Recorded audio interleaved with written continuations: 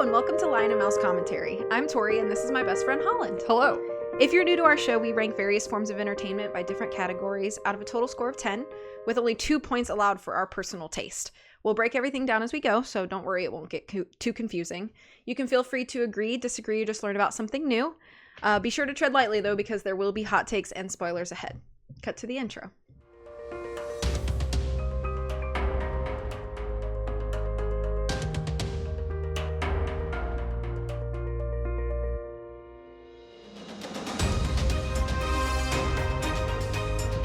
Okay, so today we are doing a fan-requested episode, which is not something that we get often. We're like 2 fans. Yay! I think this is our 3rd fan-requested episode. Yeah, so out of all the ones that we've done, we want more fan requests. So quick plug, you're allowed to do that through our website. You can shoot us a message on Instagram, whatever. Let us know. YouTube comments down below. Yeah, whatever works for you, however you're listening or interacting with us, please request things and we will eventually get to them. So we are doing the 2015 film The Martian. That was what was requested of us. This was blind to me, fairly blind to you, you'd say? Yeah, I think I saw it once, maybe like a year or so after it came out, so I had not seen it since then. Okay. Gotcha. So if this is new to you, here is some spoiler-free background before we start getting into things. So The Martian was released on October 2nd, 2015. It's directed by Ridley Scott. Screenplay by Drew Goddard. It was based on Andy Weir's novel of the same name, The Martian. It's produced by Simon Kinberg, Ridley Scott, Michael Schaefer, and Mark Huffman. I think that's how you say that. Running time of 142 minutes. We'll talk about that. There is a huge cast of very famous people. It's a star-studded cast. I'm not going to list them all because we'll be here forever, but I went ahead and grabbed the top 8 build cast, which is Matt Damon, Jessica Chastain, Kristen Wiig, Jeff Daniels, Michael Pena, Sean Bean, Kate Mara, Sebastian Stan, plus more. There are more famous people in this movie. The Google synopsis is this. When astronauts blast off from the planet Mars, they leave behind Mark Watney, played by Matt Damon, presumed dead after a fierce storm. With only a meager amount of supplies, the stranded visitor must utilize his wits and spirit to find a way to survive on the hostile planet. Meanwhile, back on Earth, members of NASA and a team of international scientists work tirelessly to bring him home, while his crewmates hatch their own plan for a daring rescue mission. So, with that, Holland, do you want to go ahead and kick us off into our first category? Sure. So our first category for movies, if you're new to our show, is plot and story delivery. So total possible score of 2. I gave this 1.5 points out of 2 for the plot.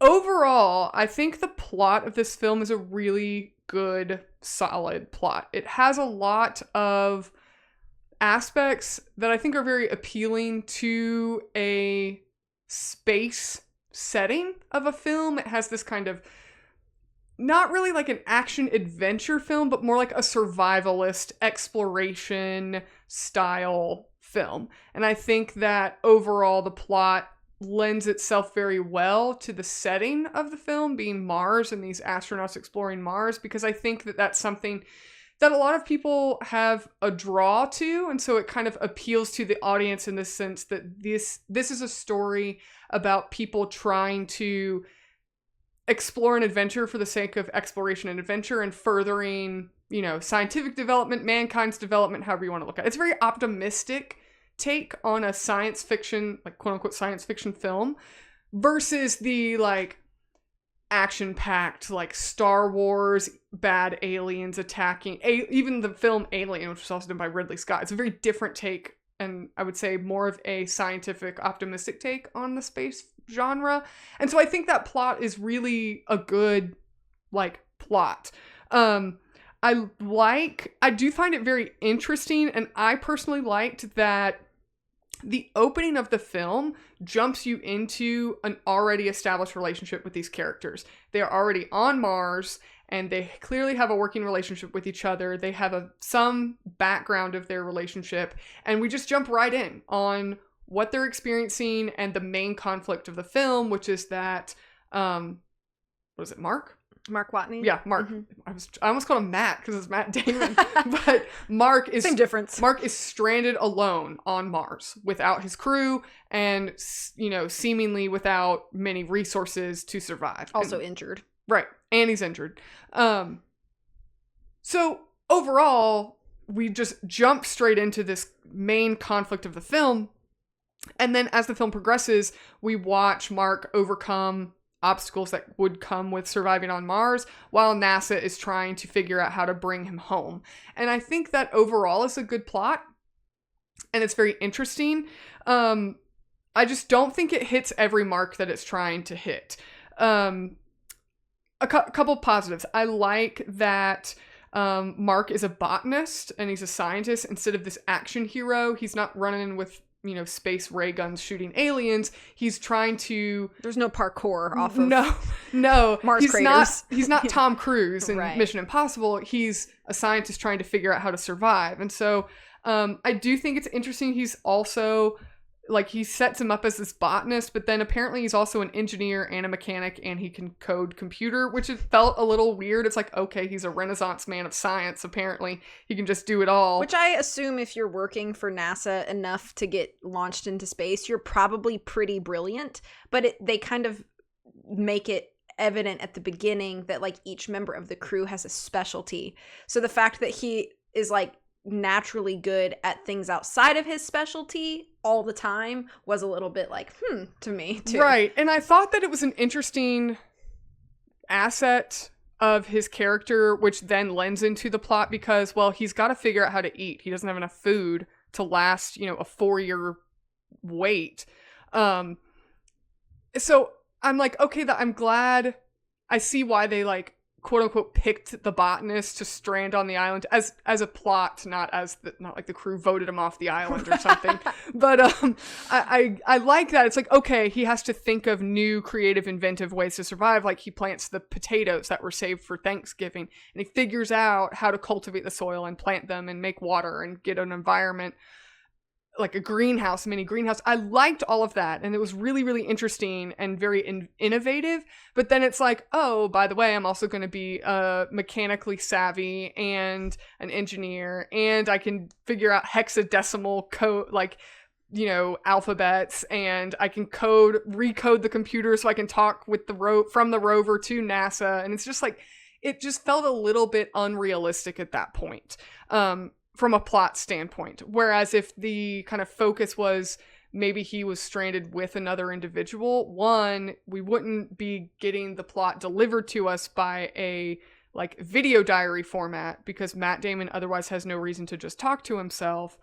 But then also we would understand these two individuals have strengths that complement each other, and it would make, and this is a little bit of a character note, it would make Mark a little bit more of a realistic human being. Although I will say, yes, if you're a NASA astronaut going to Mars in a crew of 6 people, I think you would need a broader skill set than just botany. And I'm sure that there's a level of training, umbrella training, that would go into astronaut. Right. Survival. Yeah. I'm skills. sure this is... Engineer skills, coding skills, right. Figuring out how to work your own spacesuits. I mean, just simple things you would need to survive. I understand that, but it was kind of delivered us here's a botanist. Oh, and here's all his other... He can also do everything else. Yeah. Right. I also have a little bit of a problem. Again, I feel the overall plot is a really good, solid plot, and the back and forth between NASA and Mark and even the crew, once we get back to them, which that's another note I'll kind of talk about in characters, it's very interesting, and it keeps it kind of dynamic, but I do have some problems with the setup of the conflict overall. Is we're jumping to this conflict that Mark is going to be stranded because there's a storm, and they have to evacuate. The commander makes the call to evacuate, and his vital sign reader in his suit gets damaged. They think Mark is dead, so they're gone. They have to leave what they believe is his body behind because their lives are threatened. So I understand that. But then we also watch Mark throughout the rest of the film encounter all these storms and his bunker, their little hub, they call it like the head or something like that. It's the hab. And I assumed it was short for habitat. Yes, the hab. We watch him in this hab enduring and riding out all these storms with no risk to his survival. And if the storm was so bad, the entire crew had to bail and not come back, not like just go back up to the whatever the ship's called and then wait it out and then go back down to Mars. I think the ship was called the Hermes. Yes, it was. They don't just leave and come back. They literally leave and gone forever, leaving Mars. Like, we're going to Earth, bye. 10 months, heading home. Yeah. Like, if the storm was so bad and they made that call, why was the hab not damaged in any way? At all. Like, there was no destruction, there was no loss of power, there was no, like, the water system was down, the rover was down, nothing was really, like, nothing proved that the crew actually needed to leave. And so I found that a little bit of a problem, because it's like, oh, well, they literally just left him unwarranted. Like, they could have... Which I'm all for, like, safety first, but I agree that, like, if it was for the sake of safety, then there should have been issues with the hab. Like, oh, shoot, now we don't have power. All of our solar panels are destroyed or whatever. Like, there should have been something that it's, like, now another obstacle to survival, instead of just like, oh, well, my cozy glamping tent is great. Right, like, right. Or, like, later on in the film when he has the something happens and the hab decompresses and he the little pressure chamber thing? Yeah, and he has to repair it with the tarp, which again, I think that we'll touch on that in a minute, but why didn't that happen at this storm that caused an entire crew to evacuate, when Matt Damon's character was like, no, let's ride it out, and the commander's like, nope, we're leaving, we're not, it's not safe. There's no indication that it really was not safe, that they couldn't have ridden it out, because clearly Matt Damon rode it out and the hab was completely untouched. So that's like the initial conflict of the film. It's within the first 30 minutes of the film, and it's already like, well, they just left him for no reason. Like, I mean, granted, they thought he was dead, but there wasn't any peril. Why did everybody have to leave? A couple other things, like, leading into, like, the main conflict of the plot.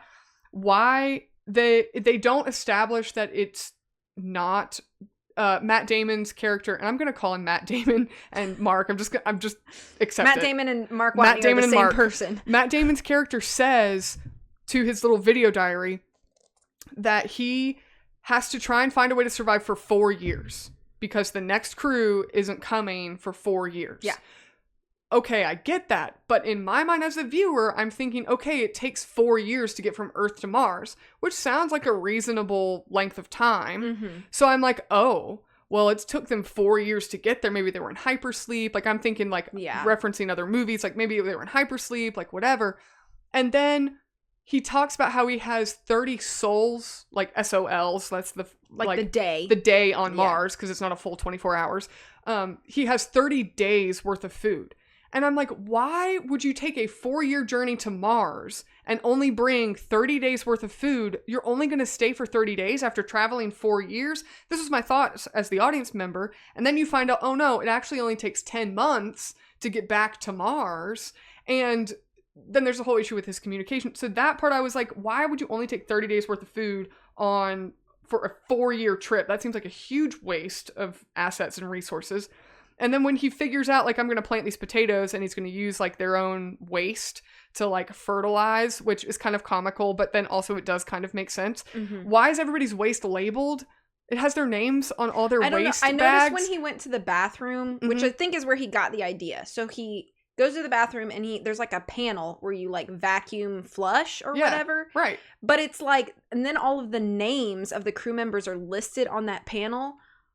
It's Who like, cares? I don't know if maybe it's like some explanation where it's like there's some technology that, like, monitors, like, your bio waste to tell you your health, maybe, which would be a great concept. So it's like, maybe it's like, oh, the panel is showing that, you're what kind of organisms are in your waste, or what kind of electrolytes are you losing. Yeah, you're not fibered enough or whatever. Like protein, you have too much protein leaving your system. So I assumed it was something along the lines of like when you would get like a stool sample done at like a doctor's office for those sorts of reasons. That was the explanation that I had. And so that's why each person's waste was vacuumed, because I think you have to assign yourself like as going to the bathroom.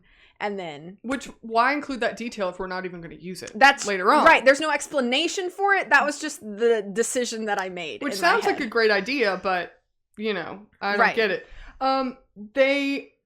As the film goes on, we find out that this girl that works at NASA in like the Mission Control Center gets a message on her computer that says, "Look at these coordinates," and she looks at the map of Mars where the HAB is located. I keep wanting to call it a HUD, like heads-up display on a video game. But she looks at the HAB and notices that something has moved since the crew has left, and so then they find out that Matt Damon is actually alive. Who sent her that message? We never find that out. I'm like, okay, did Matt Damon did he send the message? Because that would make sense. But no, he can't communicate with NASA. That's the whole problem, is he's got to figure out how to communicate. Little things like that happened and were never explained. And I wondered, like, okay, maybe the book would lend some explanation to this. But it's like, this is the main plot. Like, we are setting up our main conflict and our main pieces of the plot, and I don't have answers to these questions. And I'm not a super sciencey person. I mean, technically I work in like a scientific field, but it's health science. It's not earth science. So or aerospace dynamics, right? But it's physics. Like, I feel like these are some questions that extremely intelligent, scientific, analytical people would have patched these plot holes before completing this film. And maybe there were deleted scenes. I don't know. But again, I feel like I feel like I'm really dumb when it comes to space movies and like the science behind space travel, and these things didn't make sense to me. And I think that if it was the kind of space movie that had a sci-fi or fantasy element to it, they could get away with a lot of these things a little bit more, because it's not the same world that we are expected. But if this is supposed to be a realistic, NASA space exploration movie, I think these are issues that, and they're very significant. And it's like, because the only explanation that I could have about who sent the coordinates is somebody. After finishing the movie, I was like, is it Sean Penn's character? Is it Sean Penn or Sean Bean? I don't know. I was like, did he do it? Because he's the one kind of sending sneaky things along the way. And that's my thing, is like, maybe somebody's like, I'm just going to go look at the site again on the coordinates or whatever. And it's like, whatever, I wonder how much damage might have happened to the thing. That would have made sense. But then there's no actual answer. But it would have been such an easy thing for be like, well, I should probably check and see how ruined everything is. Yeah. And we need to recover. Hang on a second. Something's not right. Something as simple as like, we need to try and recover these assets. Let's see how much damage was there. Somebody from the rest of the crew that left on the Hermes was like, hey, can you guys just check and see if you can see Mark anywhere out in the field? Yeah. Here check the coordinates or whatever. But I'd assume that NASA already knew the coordinates of the HAB, because obviously that's how they would track landings, and that's how they'd get there. So yeah, that was just very weird. Yeah. A couple other unanswered questions I have, and then I'm gonna kind of wrap up. I don't want to go point by point for every part of the film. A couple of things I thought.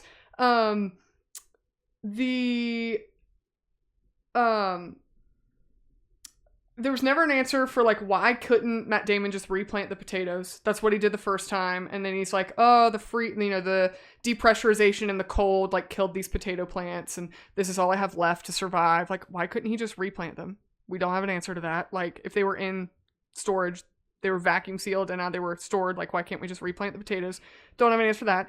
Why is this plastic tarp like the most strong plastic tarp ever? Literally helping us blast off into space, I guess. Plastic tarp and duct tape fixed the hole in the HAB, yet the storm was so bad we had to evacuate a whole crew from a completely stable spaceship. I don't know why in any universe, your first contact with this man who's been stranded on Mars would be broadcast live to the world so that his reaction would just be a live feed to the whole world. Like, that would never happen. And he says some expletives on text, and they're like, you're being live streamed to the whole world. Like, no, that would never happen. That's really dumb. Why would you do that? And then why would NASA ever be transparent enough to broadcast this high stakes rescue mission in Times Square? And then if something goes wrong, the entire world is going to literally watch a man die live on TV in space. No, it would never happen. That was so ludicrous. Like, we didn't need to try and broadcast it into Times Square to make that a high stakes moment for our audience. The conflict of this launch probe doesn't feel like a high stakes thing, because one issue I have, and this is going to come into characters too, Mark starts out the movie so incredibly competent. He's like, well, stranded on Mars, gonna plant some potatoes. Well, gotta fix the rover. Here we go. Figured out how to ration to last me 400 days or whatever. Well, I gotta come up with a way to communicate. Hexadecimals. Like, and it's just like nothing felt high stakes because Mark started out of the gate succeeding. Mm-hmm. We never watched him struggle and then figure out how to overcome his obstacles. He's like, well, I problem solved this.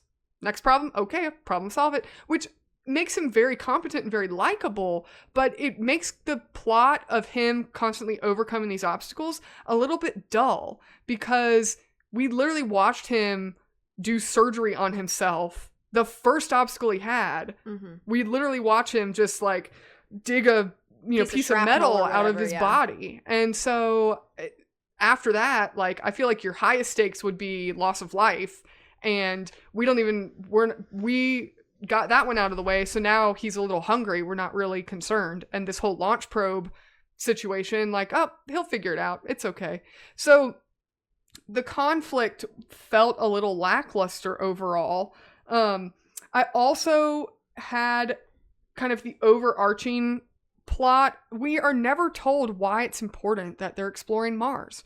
We're never told, why is NASA having these missions to Mars? What's the point? And Matt Damon says, like, if he dies, he's dying for something that he believed in. But what is that? Like, if it's adventure, then just it's adventure. If it's exploration, it's exploration. If it's innovating new technology, if it's finding new ways to grow things, if it's then that will then translate to like solving world hunger, like something, give us something, some reason to care. Like, why are we going to Mars instead of, well, this is just a fun sciencey thing to do. And then the other like main issue I had with the plot, because again, I'm not trying to like rag on this movie, because I think it was very enjoyable to watch and it was very well thought out. The scientific explanation of things, and when they figure out that we're gonna use the Earth's gravitational pull to kind of slingshot around the Earth and send the Hermes back, and the way his crew reacts, like all of that, this like conflict that the crew doesn't know, like all of it was very, very interesting. But overall, it was entirely too long. The third act of the movie felt like, by the time we got to the third act of the movie, where the Hermes is going to slingshot around and catch the resupply and then go back and get Mark, and then Mark's going to eject up to them. By the time we got to that point, I'm like, I feel like I've already finished the movie. Like, I'm kind of done. Like, all of these things, like, I'm satisfied now, and I know he's going to get home and be okay. So I just kind of felt satisfied before getting to the end of the film. And I think there was a bit too much of this back and forth, like scientific exposition explaining the science behind it.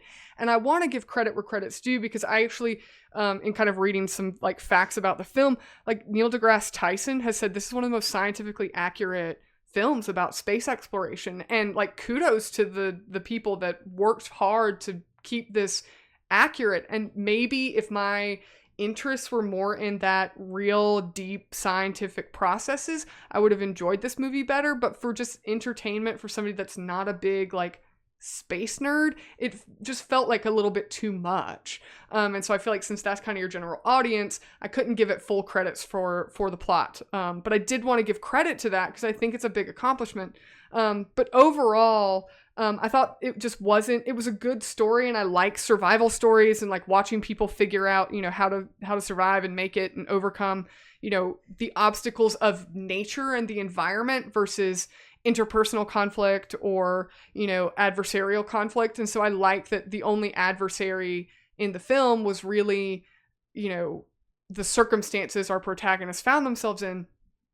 And so it's very hard to make that kind of movie interesting, and this movie was interesting, but there were a lot of, it left some dissatisfaction at the end. So that's why I only give it 1.5 points out of 2. Okay, that's fair. For me, for plot and story delivery, I gave this 1 point out of 2. I want to preface and say, this is not the kind of movie for me. That's not a positive or negative. That is just a neutral statement. And we try our very, very hardest to be as objective as possible in this show. But admittedly, it can affect our viewpoints on certain subjects. So that's my disclaimer for this. I think that for me, there are 2 major things that make this very difficult for me to give more than half credit to. And one of those is, you kind of touched on it already. It's that the movie starts with such high stakes. I mean, presumed death is a pretty high stake. Mm-hmm. And you have all these really high, tumultuous, emotional beats that happen in the first 18 minutes of your film. That's a lot. It's a lot to process. It's very fast. And then it just kind of never goes anywhere else. We can only go down from that point. And while we can go back up, we never quite hit that high as far as like pacing, stakes, or emotional, what am I trying to say? Emotional investment. Yeah. As we do in those first 18 minutes. Which, if the film was an hour and 30 minutes, it probably wouldn't feel like that big of a deal, because now we're just cruising and watching people be brilliant. But the second part of this, which again you touched on and is a huge issue for me, is the length of this film. Because by the time I'm an hour and 42 minutes in and I still have an entire hour of the movie left to go, I'm a little, not tired, but I'm just like, I've been cruising in cruise control for so long at this point that I'm like, we're never gonna rev back up again. And by the time we finally rev back up again in the last 12 minutes of the movie, that rev still we don't accelerate to match where we started. It's tense, and I think the tension in that end sequence is really great, and the emotional investment, it's ramping up, but again, it doesn't match. And even if it did, you've got 2 highs, and then the entire center of this very long movie is a big valley, and it feels like a slog. And there, you may have tons of really great moments, and you're telling a really good story, and we get to see all these amazing actors do these parts, and I'll talk about that in characters, and every piece has a purpose, perhaps, but that pacing, that length, and those stakes, and the way that they are lined up in this timeline make it very hard for somebody like me to stay locked in the whole time. Yep. I had to pause 3 times and just get up and do something for 5 to 10 minutes because I found myself zoning out. Not because I didn't care, but because I'd been doing it for so long. Right. You know what I mean? And that's the thing. It's like, maybe if my interests right. were more I'm really absorbing this, all this scientific data and how we got to take the weight from the top off of this because of this, and we have to take the seats out of whatever, and maybe if that was my wheelhouse, yes, I would just be if this soaking was it like a Discovery Channel documentary, and you go in knowing that's what you're going in for, you would have your audience right there. Mm-hmm. But if you're trying to go for a wide appeal, and again, I'm not a big science, sci-fi, exploration, adventure type movie. That's not the movies that I gravitate toward generally. Not to say that there aren't some that I don't really like, but generally that's just not the movie for me. And so for somebody like me to sit down and stay focused on this for this long, like, you gotta give me points. Like points of more conflict. And the way that this works out is, well, let me talk about some of the positives, because there are positives. I like the fact that after we've had this like crazy beginning and we're like, okay, now what's he gonna do? How's he gonna work this out?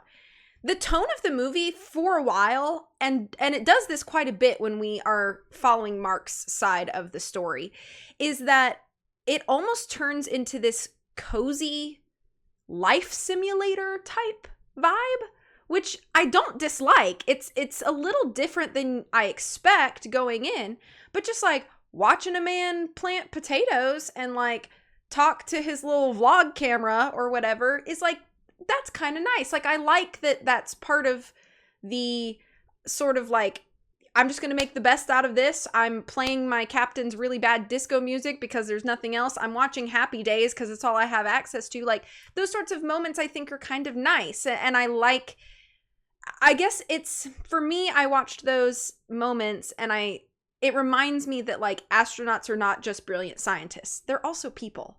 And like, they're people who need to rest, and they're people that also want to have fun and like do something mindless, like watch Happy Days. And like, they're not just like crazy bionic science machines all the time. Like, there's still a level of humanity to that, other than the basics, obviously, which are, I need to be able to eat and survive, which are obviously levels of humanity, but you know, sort of those lighter elements of humanity. So I liked seeing those moments.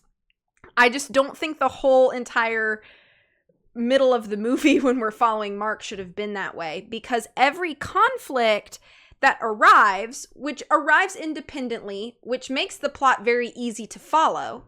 So there weren't really any points where I was like super confused as to what was going on. I may have had questions about things the way that you kind of talked about that. But there was never a point in the movie where I'm like, I don't really know what's going on here. Like, Right. I need to slow down and go back and hear the explanation again. There weren't moments like that. And I appreciate that, because I think a movie this scientifically accurate could have a lot of really confusing moments like that, where it's just like people spitting out all kinds of words that I am not familiar with, and now I'm like very confused and scratching my head. So I'm glad that happened, and I'm glad that I'm able to follow each piece, and not just with Mark on Mars, but with the NASA crew back in Houston. I'm able to kind of follow what's going on and what they're trying to do, and who is vying for what decision, and how that affects how fast things are moving, and, you know, all of the politics behind it. Those things are all explained very well. And I like that there's not ever a moment where it feels like there's so many conflicts now stacked on top of each other that it feels too dense to work through each conflict. Sometimes I feel like movies will have a tendency where it's like, not just this is wrong, but also these other 15 things are wrong. Right. And they don't spend too much time on any one of those conflicts. It's not Right. like we're watching Mark dig up the radiation box to put as a heater in his thing. We're not watching him do that for 20 minutes when it literally can be succinctly told to us. Mm-hmm. And I think that, I like that each of those conflicts sort of arrive independently, get resolved independently, and then we move on. But none of those conflicts feel urgent enough to make me nervous as a viewer. So again, it kind of goes to this, like, you've got two cliffs, the beginning and the end, and then you've got a big valley between. And there's never really any point where I feel like I have to climb back up again only to fall, and then climb back up and fall, which is really, maybe this is not everybody's opinion, but for me as a viewer, that's kind of what I'm hoping for in every sort of thing. Mm-hmm. Every sort of story told to me, no matter what the medium, is that, you know, you almost get like, okay, we're getting somewhere. Oh, no, we're struggling again.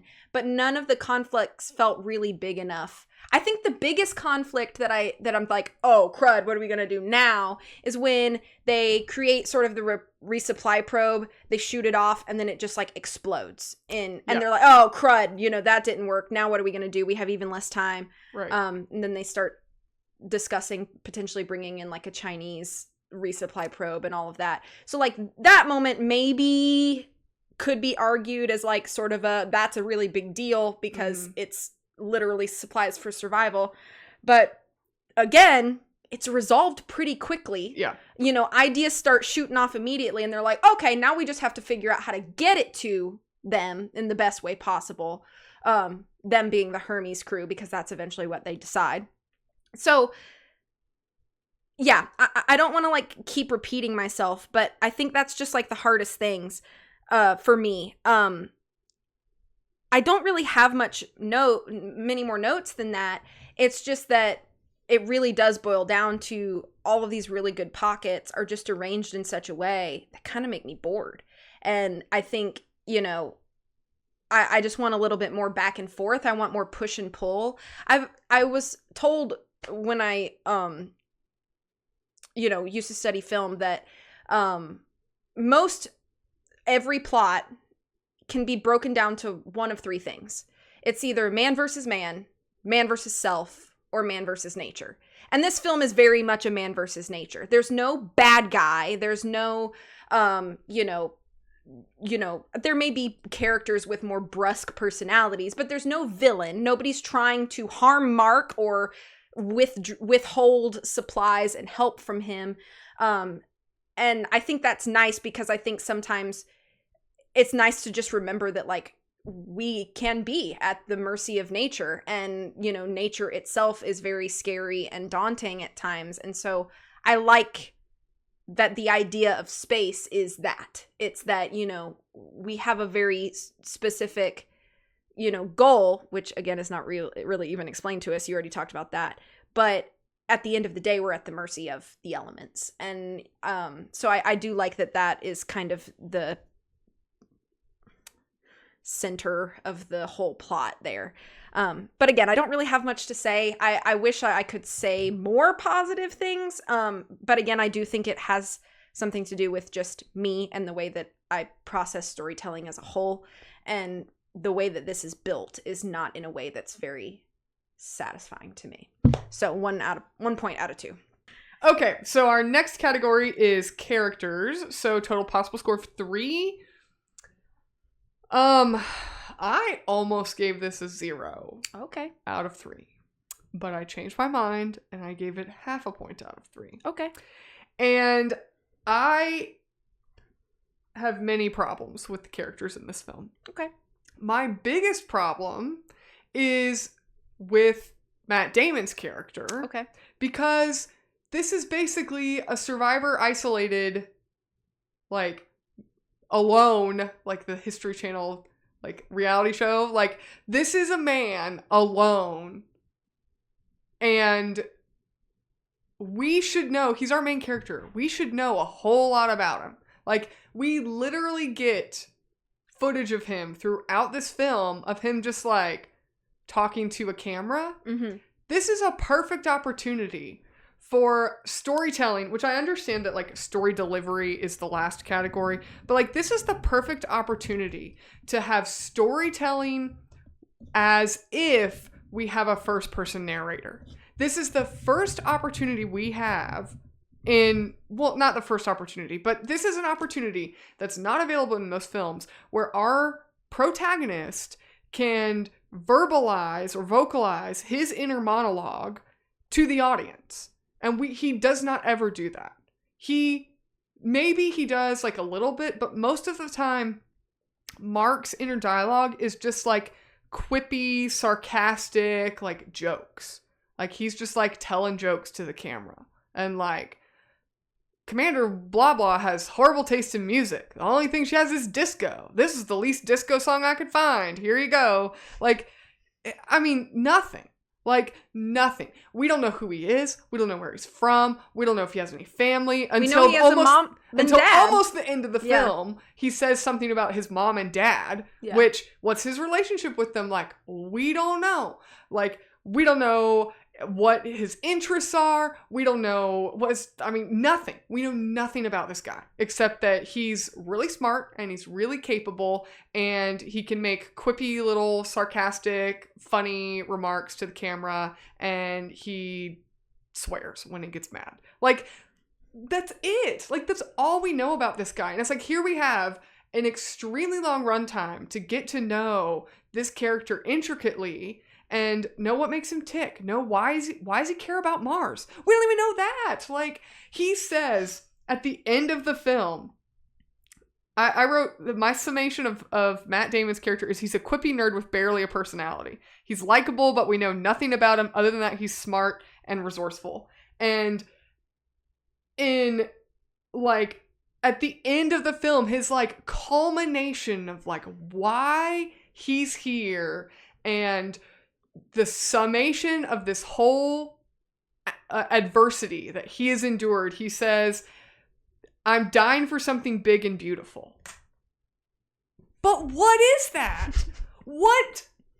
Mars? You're dying for the planet of Mars? Like, no, that's not what he means. He's dying for something big and beautiful.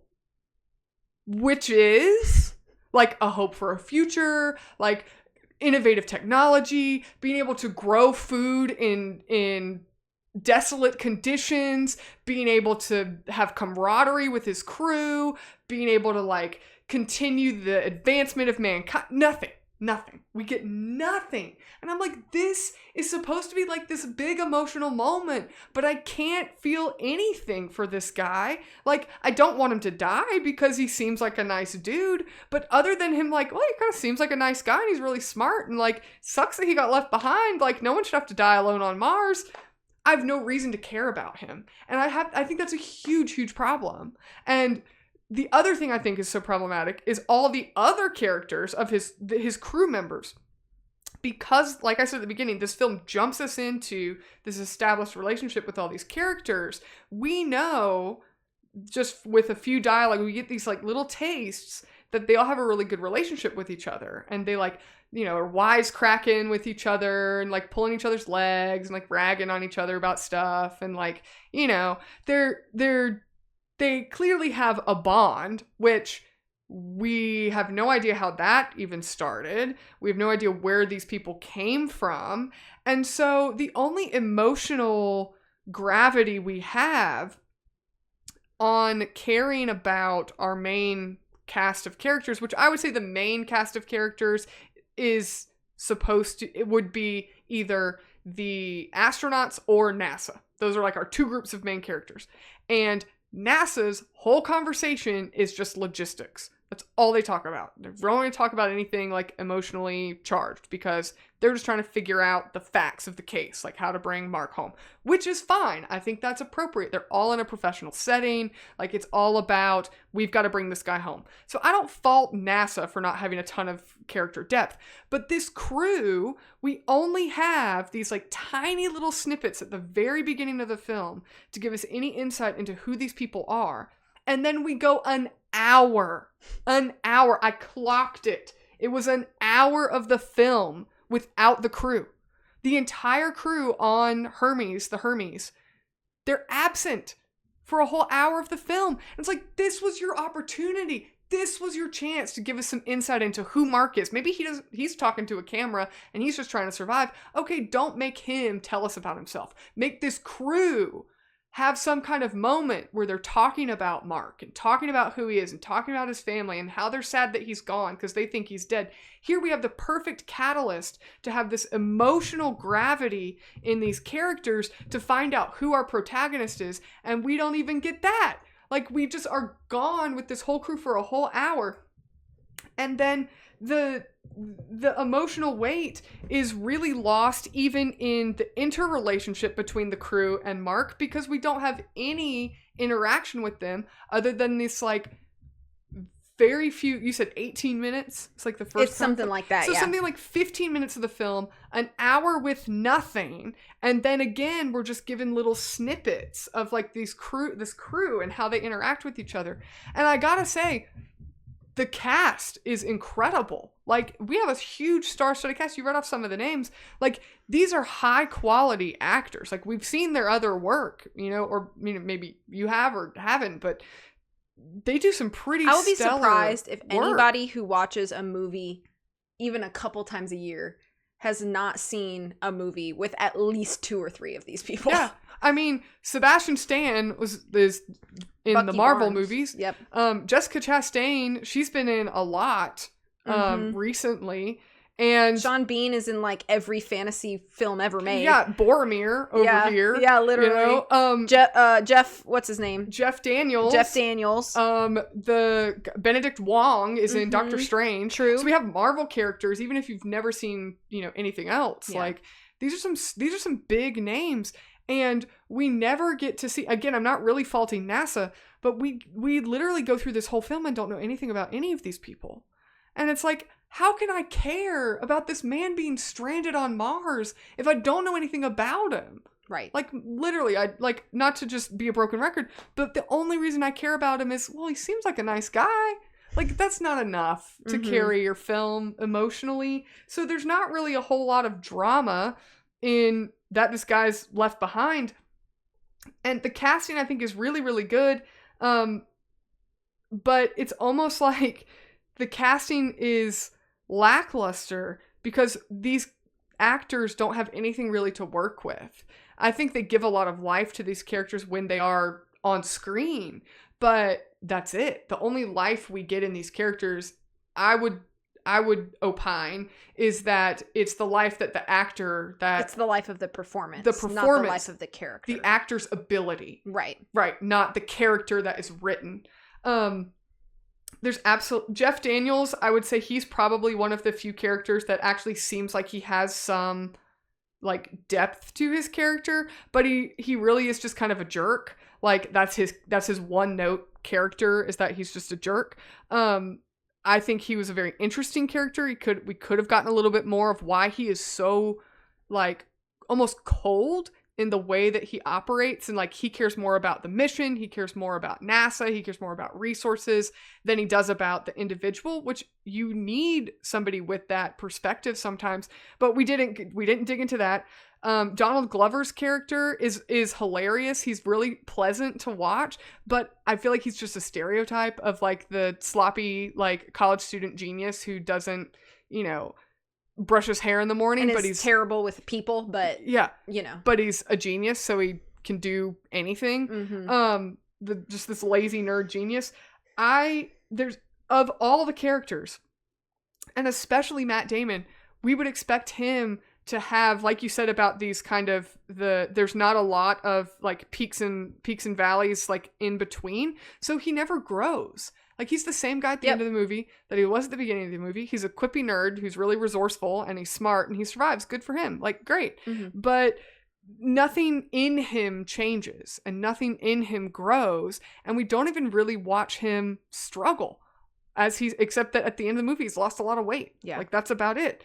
The only semblance of background we get is in this montage at almost the end of the film, when all these, the members on the Hermes are like talking to their families and like saying, watching the new launch. Is that the montage you're talking about? Yeah. And they're like, well, we're going back into space, like missing birthdays again. And like, hear these moments like, okay, these are human beings. That's kind of some humanity to them.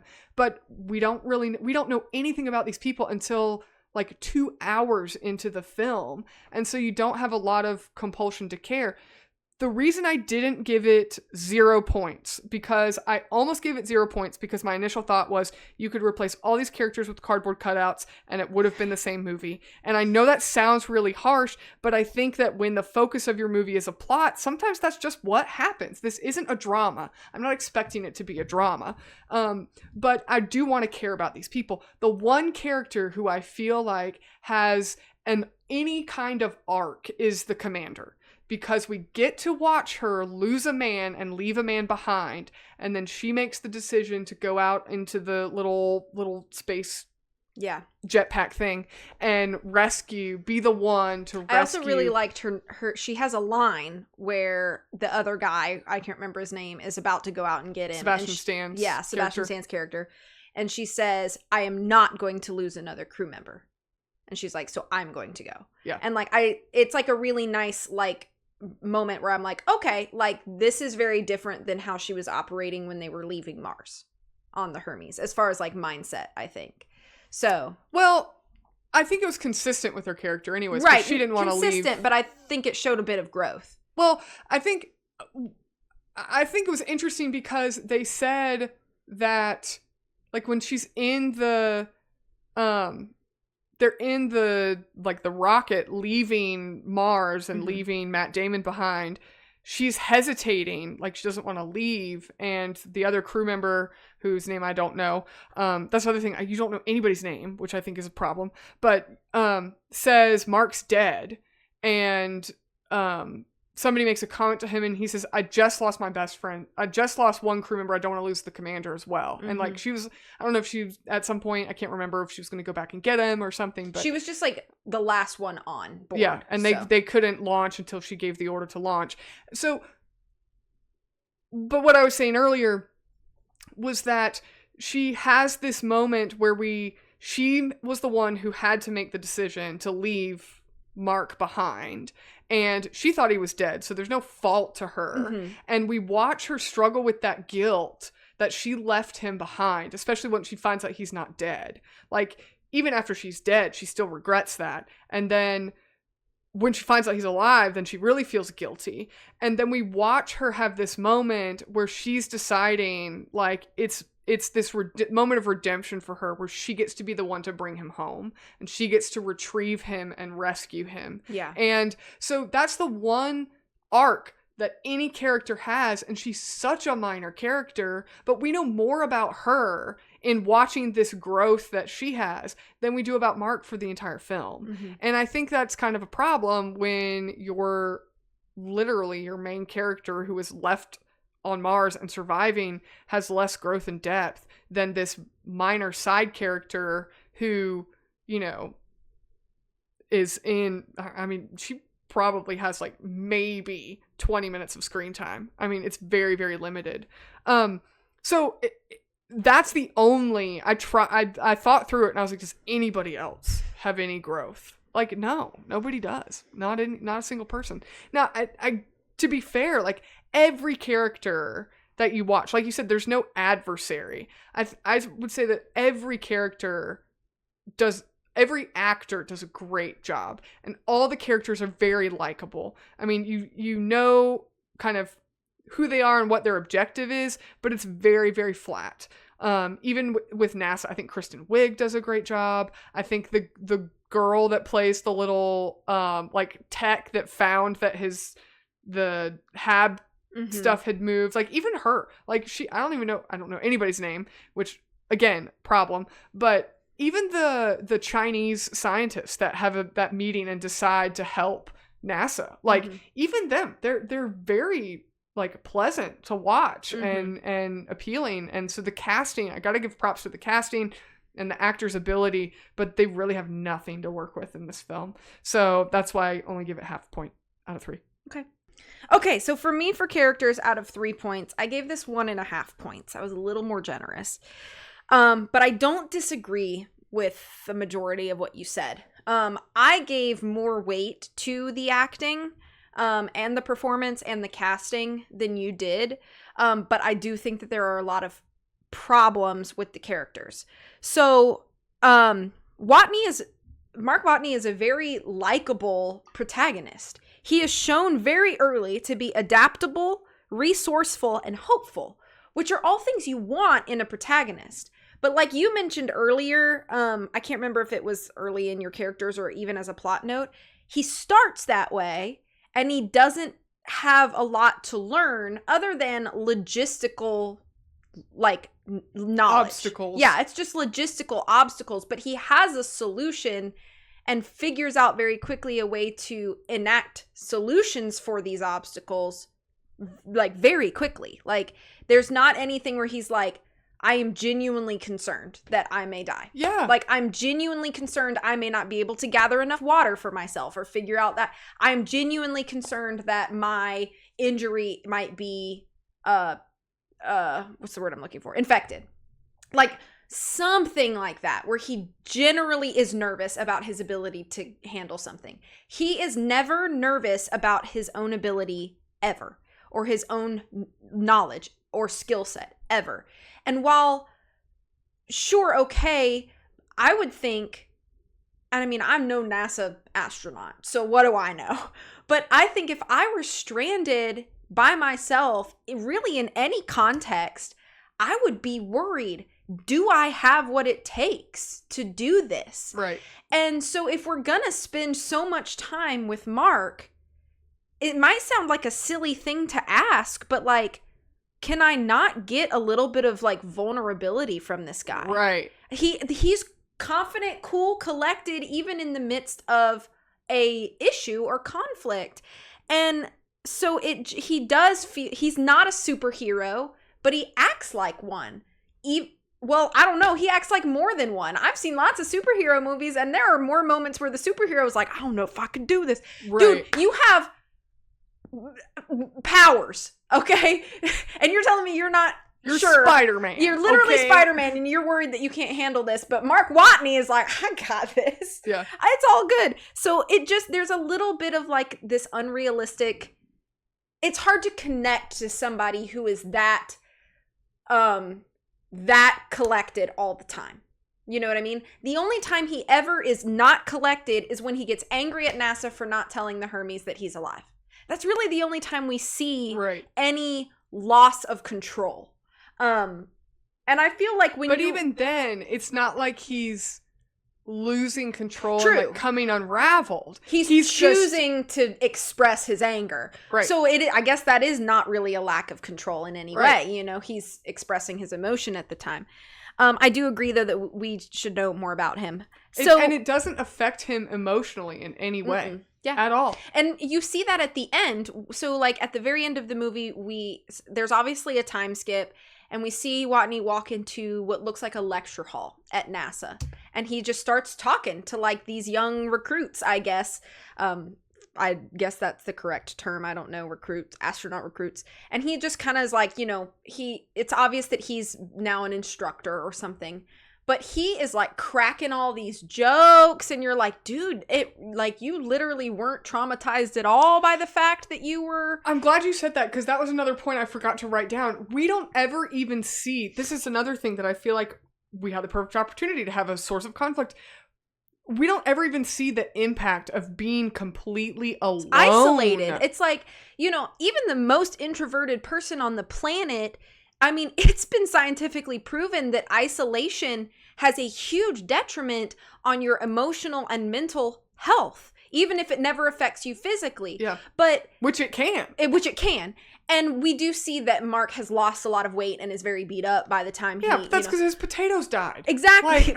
But other than that physical change in Mark, it's like he is just totally cool, like with the fact that he spent 2 years almost in complete isolation with, at some point, he finally makes connection, but it's all text-based. Right. He doesn't hear another person's voice. It's not like he's video chatting with his family or something like that. You know, he doesn't even have that.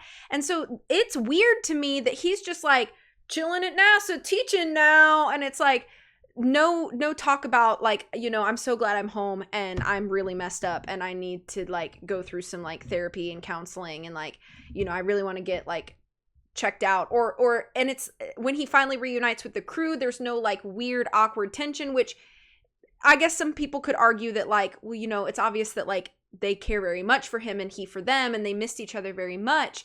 But again, it's like 2 years of isolation, some of your social skills should be a little rusty. We're not seeing that. We're not seeing that actively happen. We already had 2 hours and 45 minutes. We could not have gone into all that at the end. I know. You know? And that's where, that is a perfect segue into my next point. So for a moment in the beginning of the movie, after it's established that Mark is alone, I was like, oh, okay, well, we're just going to have another 2 hours of this movie watching Mark.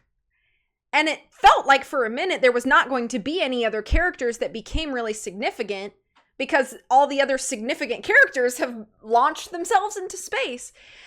So I was like, okay, not sure how I feel about that, about literally just watching another 2 hours with just one character. So I'm glad that that's not how it stayed, and that we do cut back to Houston and we do eventually cut back to the crew on Hermes. I was glad for those moments. However, there are so many characters. It is impossible for me to keep track. I can look at somebody and be like, okay, I kind of know like what their job is, but I'm struggling to remember names because they don't repeat them enough in dialogue for them to stick into my head. So while I may look at Jeff Daniels and be like, okay, he's the director of NASA, he's made that clear, I still don't remember what his name is. Put a name tag on him or something. Something, you know? And so it's like, there are lots of characters, and like you said, we don't really know much background about any of these characters because it feels like the characters are put in very purposefully for the contribution to the plot, but then they become they become chess pawns and not people. Yeah. You know what I mean? Yeah. And so they maybe... It's a great description. Yeah. So I just came up with that. Thank you. But it makes them feel very two-dimensional and very stereotypical in some ways.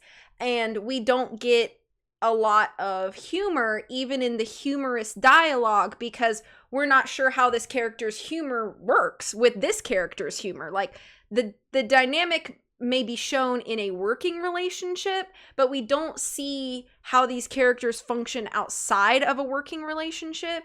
And to get a true understanding, I think, of a character or a person is that you need to see cracks past the work relationship. And like, even at work, even in a professional setting, I think there are appropriate times to reference, talk about, discuss your coworker outside of the work. You know what I mean? And we get none of that. We really don't.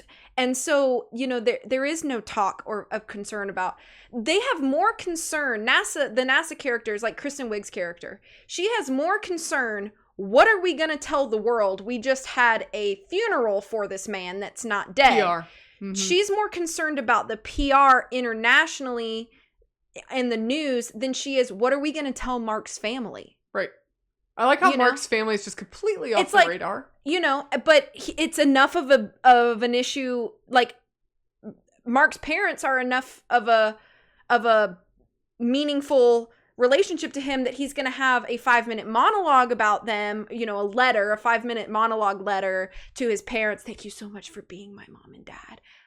I didn't know they were still alive until right now. NASA hasn't talked about going to talk to them. You know, you would think that would be an important scene if he's going to ask the commander, hey, if this doesn't work, I want you to be the one to go tell my parents that I didn't make it. So, like, if that's important enough, why haven't we already tried to talk to their parents? Right. We've already thought you were dead once. Who told your parents then? You know what else we did not have in this movie that we should have is flashbacks. Right. And like, again, we had all of this time. And how about instead of checking in on the potatoes for 12 minutes, we have a flashback to Mark's parents and like his mom being terrified of him becoming an astronaut, and him and his dad kind of, you know, not ganging up, but like teaming up to be like, you know, this is why, you know, it's great. And Mom, I want to do this because my mission in life is to cultivate plant life on other planets. You know, that's what I want to do as a botanist. With like, I'm making up stuff right now, but like, we could have had these moments. He worked in the garden with his mom, and she taught him everything he knows. Like, Mom, I want to do this for you because, you know, it was your love of plants that created a love of plants in me. And like, you know, Dad thinks I can do it, and you know, he's been my cheerleader, and like, I want to do this for you guys. Like, then he cooks with the food and he eats too, and the colors go around. Yeah, you know, anything. And it's like, we don't get any of those moments, but I don't want to spend any more time. Honestly, we needed to swap out the time. We needed more character notes instead of exploration notes. Yeah. And I think they chose the wrong things to fill all of this valley space. They chose the wrong things. If we're gonna be in cruise control on cozy mode for 2 hours of the 2-hour and 40-minute movie, then can we fill those cozy moments with humanity and like familial cozy moments, you know, friend to friend, coworker to coworker cozy moments? That's my choice, and we don't have that, unfortunately. I do think it's very easy to root for Watney. I think, you know, you want to be his cheerleader through the whole time. I think the crew dynamic is very good. You kind of touched on that. I think that's really good. And the cast is absolutely brilliant. So talented. There is not one person in this movie that is not established in some way in Hollywood in general.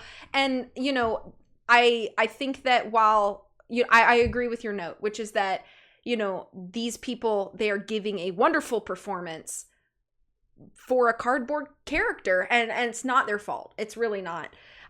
So I think that while it sounds very negative, I think all the things that I said, but I really did give a lot of weight to the casting and acting. So that's why I ended up with 1.5 points out of 3.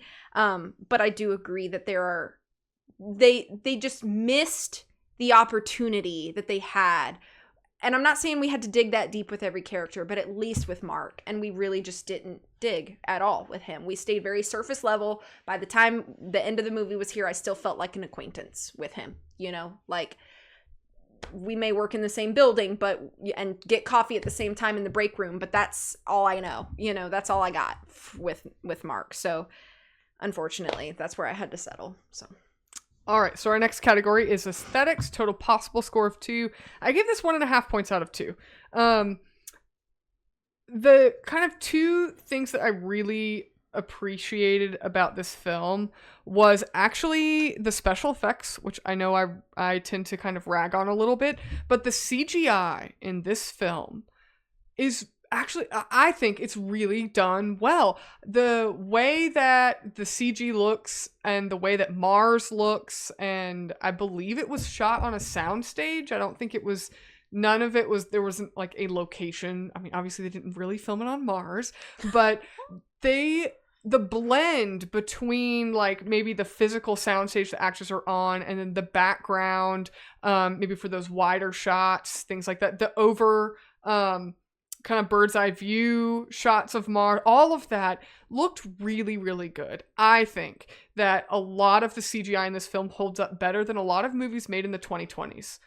So this came out in 2015, and I think the CG looks better than a large amount of more recent films. Also, another area I think this film really, really shines is in the sets, the set design, and the set dressing.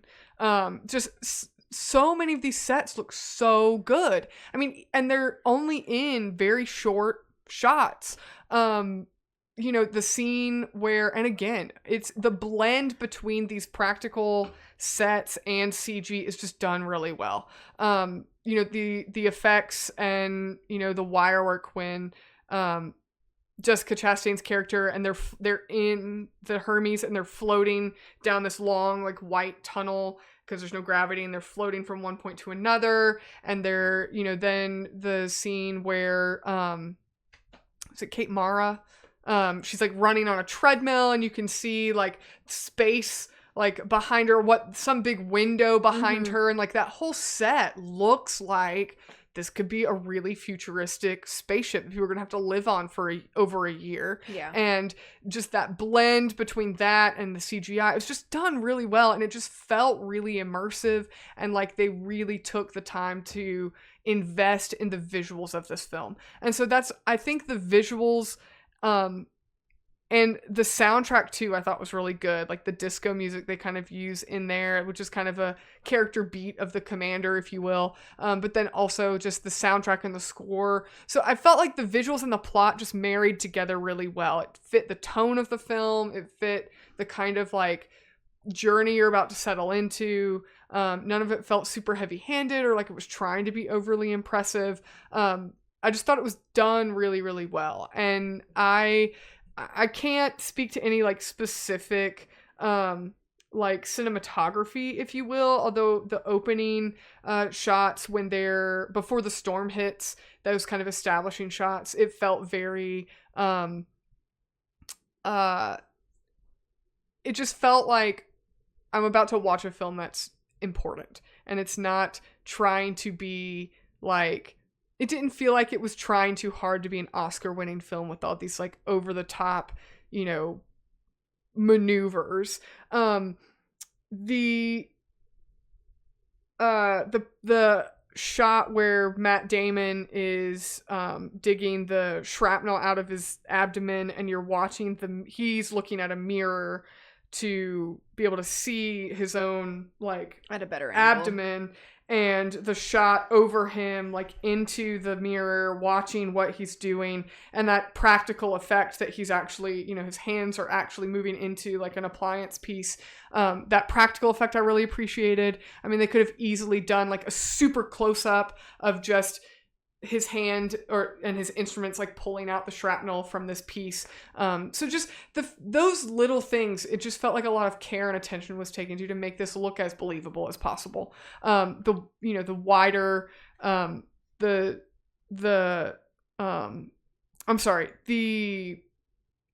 the hab felt like something that a crew could bring and set up independently and not have to like take 25 men, 10 years to set up. It all felt very organic and real and fit the world that they're establishing for us. Some of the transitions I really liked as well. Like the one I wrote down specifically is when Jeff Daniels is the director of NASA and he is giving a press conference, and we're watching it through kind of like a grainy screen, and then that transition into the camera kind of pulls out into, maybe it pushes in, I don't know. But it changes into being live while he's like in the room with us. Little things like that just made it feel just really taken care of. Like a lot of time and attention went into the direction of the film. A couple of things I didn't like though. Some of the sound mixing was really hard to hear in the storm, especially since that was the beginning of the film where we're learning who these people are and what their names are, because we jumped straight into the action. I couldn't tell a lot of what they were saying or the dialogue that they were having back and forth. The sound mixing was a little off. There's the shot where they're doing the hexadecimals, and he finds the old rover, and they draw the pattern on the floor so that the rover can point, and the shots were very like choppy and like sped up. It kind of felt like you were watching what now is like what YouTubers do all the time, and they're like quick transition shots, like we're walking. It felt like a TikTok. It did. It felt, and which in its time maybe it wouldn't feel that way, but now it does feel a bit dated and a little overproduced. The Mars the montage of the characters, I feel like that was really a waste of a montage. I am not opposed to montages in films, but I would have rather had a montage of Watney surviving on Mars and had some actual dialogue back and forth with my characters so I could learn more about them than the other way around. And we got every like beat for beat of Mark surviving and no montage of him surviving to kind of speak to a passage of time. So I feel like those should have been flipped a bit. The other thing, I think the costumes are really good, and I thought they looked like a nice blend of kind of futuristic sci-fi and actual like astronaut suits that are used. But there were some things in the astronaut suits that looked a little weird. Their clear helmet, like and I'm wondering if maybe this was to let more light in, like practically, but the clear kind of dome of their helmet comes way past the like anywhere that the actor or the astronaut would be able to see, and then there's like a visor inside which probably comes down to help block sun. But I was like, why does it come back so far? It looks a little goofy, but I wonder if that was just to let more light in to improve your visibility. Potentially, yeah. But fun fact, those visors on their sets, that clear visor is actually not there. It's CG. It's put in afterwards. Interesting. It was so that it would avoid reflecting the green screens and cameras practically. So that would just be a nightmare, I'm sure, to edit. So it was actually not there. So, but I couldn't tell. You know, when you're watching it, it doesn't look like it's tell fake. Either. Also, I think that this is just a note that would happen with any film that is going to involve people wearing suits or helmets. There's lighting inside the helmet so that you can see the actors' faces. And I just feel like if that were me, I would be blind. It's like when you're driving in the car at night and somebody turns the little map light on, you can't see anything out. So it just was kind of like anytime I see a spacesuit or a person in some kind of helmet and there's lights shining, like little like track lights shining on them, I'm like, they can't see anything out of that helmet. Yeah. Like there should be lights shining out, but I get it. You have to see the actor's face. It's for practical purposes. But a couple things like that, I was like, that suit looks a little weird. Like maybe we could find a different way to light your face practically, especially if the glass actually isn't there, or plexiglass or whatever it is. But overall, I liked the way that this film looked. I think that a lot of space films and stories has the risk of looking like a comic book, and I think that the overall tone, like color saturation, the way that everything was designed and shot, it felt like we were watching more of a, I don't want to say mature, but I guess a film that wants to be taken seriously in the sense that this could be a real event that happened to a real person rather than this is a sci-fi thriller action movie. And I just liked it. I thought it fit the tone really well. Oh, I'm sorry. The only other thing I had as a note was this is kind of a pet peeve of mine, but when Mark and the crew of the Hermes are talking back and forth to each other, they're like typing back and forth, and it's a little bit of a pet peeve of mine when people are like, I am typing on a computer. Like, nobody talks that slow. Yeah. Like, you type first and then you would say it, or you would, or say what you're going to talk and then type. Yeah. Right. And so it's just the dialogue back and forth. I get they're doing that because they are actually typing, but nobody actually types and talks that slow. Mm-hmm. We don't have typewriters anymore, but so I thought it kind of distracted from the moment a little bit. I would have rather had them reading each other's text instead of, talking at really slow, monotone voices. Yeah. But 1.5 points out of 2 for me. Okay. For me, for aesthetics, I gave this 1 point out of 2. Ooh. I think some things are really, really fantastic, and then I had some glaring issues with some other things. Oh, I want to hear them. I'm curious. First of all, I think these beautiful wide landscape shots of space and Mars, they're fantastic. And I like the care that has gone into even things like the screens from NASA's point of view, and like when the girl notices that the hab has changed since they've left. Even see like those camera shots, they require some sort of thought and effort to like make it look like it's coming off of a grainy old space computer or whatever, because this is the best resolution we can get for it being, however many thousands and thousands of miles away. So I liked those shots, and I think generally the cinematography is fantastic. There are a few points where I was like, though, and I will list those. Do it. I think, I'm not 100% sure, but it's obvious that a different camera type is used for every shot that's meant to be like a video diary shot.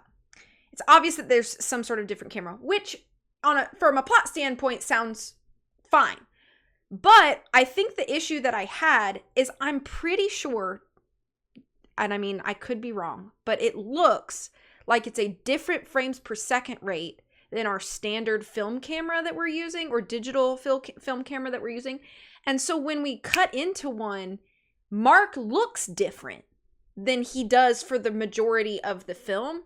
And while that may not bother other people, it bothered me, because I'm noticing now that like it kind of smoothed his skin out a little bit. He didn't look quite as sick or bruised or whatever. And I know there's a little bit of like a filter on it to kind of probably for some plot device, this is a spacey webcam for lack of better term.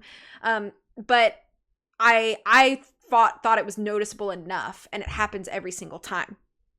I also had a problem with, I think generally the CGI is great, but in the very beginning of the film, when the storm is coming through and they open the door from the hab and they're now walking to the spaceship, like the launch pod or whatever, and the storm is like swirling all around, okay? All of this like dirt and debris, and I think that might have been rendered at a different frames per second rate than the camera, because it almost made me nauseous. The way that the swirling was happening while they're moving forward and the camera is pushing back.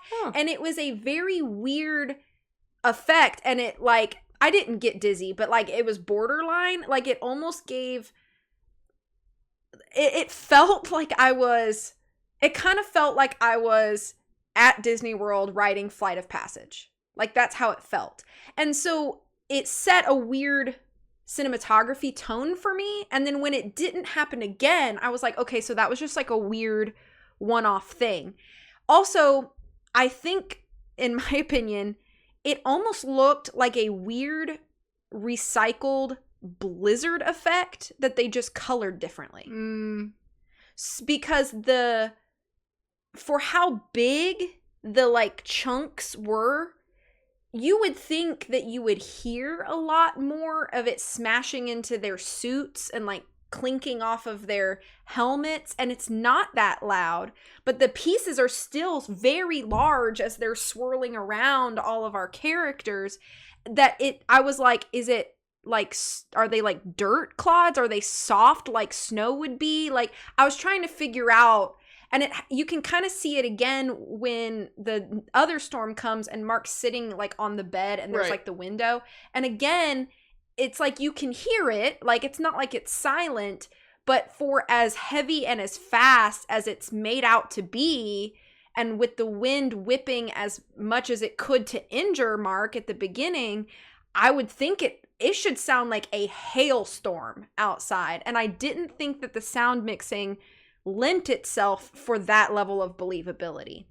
But it was loud enough that I was having trouble hearing my actors or my characters, but it wasn't loud enough for me to feel like whatever's swirling around them could kill them.